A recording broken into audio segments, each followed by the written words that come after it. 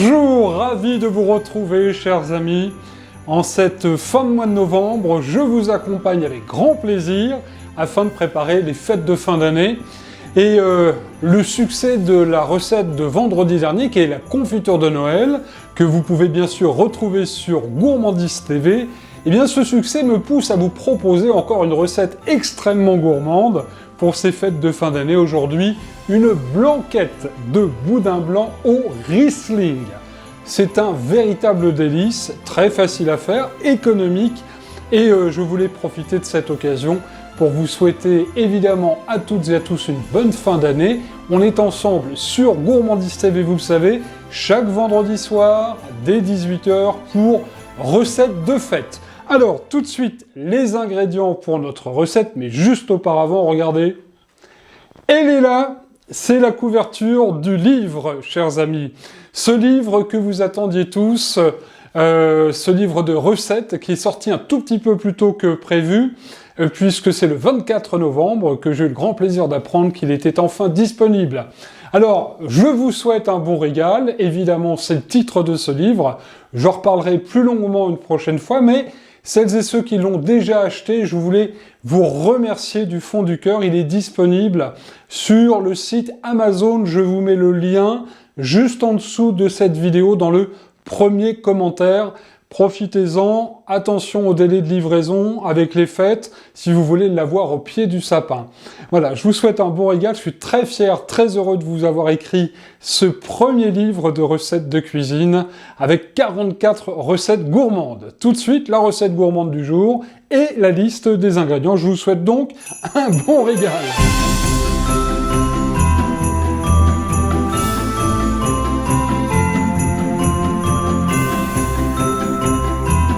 Et pour 4 personnes, il vous faudra 4 beaux boudins blancs au choix, nature, forestier ou à la truffe.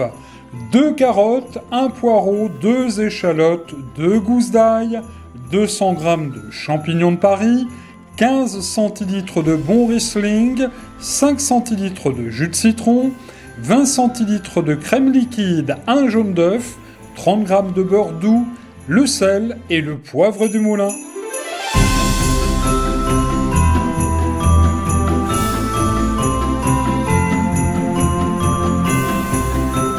Avec cette liste d'ingrédients, vous allez réussir ce plat ou cette petite entrée avec un bon boudin blanc.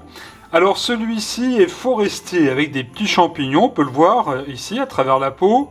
Cette peau justement, qu'est-ce qu'on va en faire? Eh bien écoutez, on va la retirer, même si c'est un boyau naturel. Pour la blanquette, on va quand même retirer cette peau. Alors ce boudin blanc là vient de Rethel, dans les Ardennes. Regardez, c'est facile à retirer à l'aide d'un petit couteau. Hop!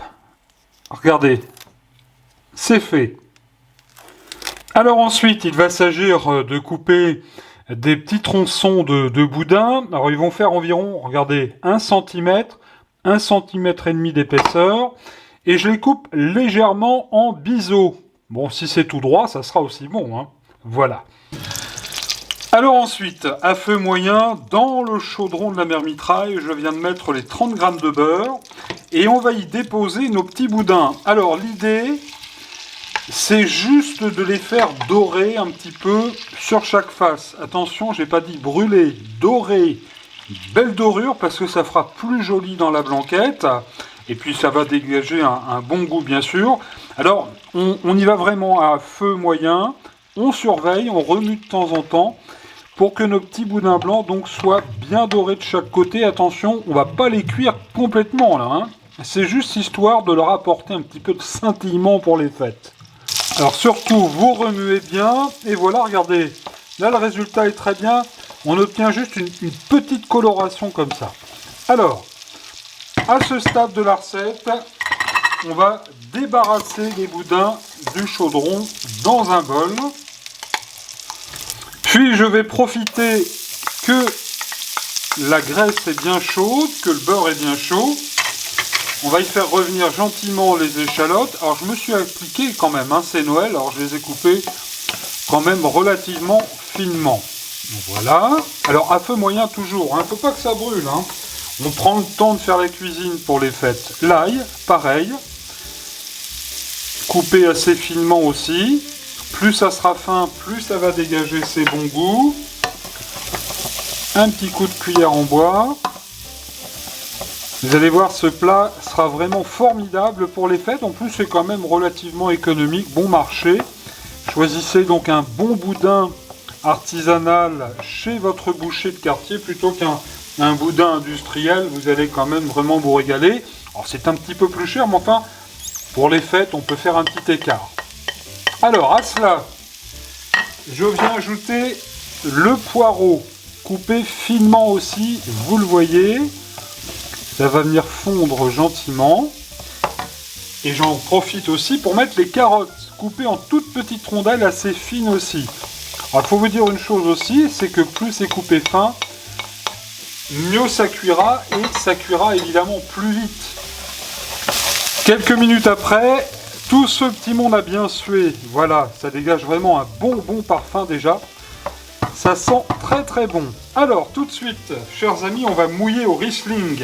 Il me reste 15-20 centilitres de Riesling.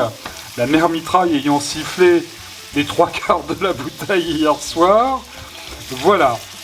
Alors, le Riesling va apporter un bon goût bien fruité à notre blanquette de boudin blanc. Là, c'est pas mal. On remue bien sûr, parce qu'on va venir décoller aussi un petit peu les sucs dans le fond de la marmite, les sucs du boudin blanc. Ça sent déjà très très bien. Alors pas d'inquiétude, l'alcool évidemment va s'évaporer à la cuisson. Hein. Vous pourrez reprendre le volant à la fin du repas. À consommer avec modération l'alcool pendant les fêtes, hein, je vous le rappelle. Alors on va mettre maintenant les champignons. Alors il y a du volume, bien sûr, mais ils vont fondre hein, nos champignons. Et là, toujours pareil, on remue bien. Je les ai coupés, vous le voyez, en lamelles quand même relativement fines. Voilà, là c'est pas mal. Tout de suite, on va poivrer. Un bon tour de poivre du moulin, ça apporte du peps à la recette. Alors moi j'aime bien le poivre, hein, donc j'en mets vraiment assez. Évidemment, chez vous, vous n'êtes pas obligé d'en mettre une tonne comme je le fais. Hein. On assaisonne à discrétion. Et puis je vais mettre une petite pincée de gros sel comme ça parce que j'ai plus de sel fin. On va bien remuer comme il faut. Voilà, de manière à ce que les ingrédients s'imprègnent bien du Riesling quand même. Et nous allons ajouter un tout petit peu d'eau, environ 10 centilitres d'eau. Voilà, pas plus. Le couvercle. Et on va partir là pour une cuisson à feu tout doux, à feu moyen, pendant 15 minutes. C'est parti!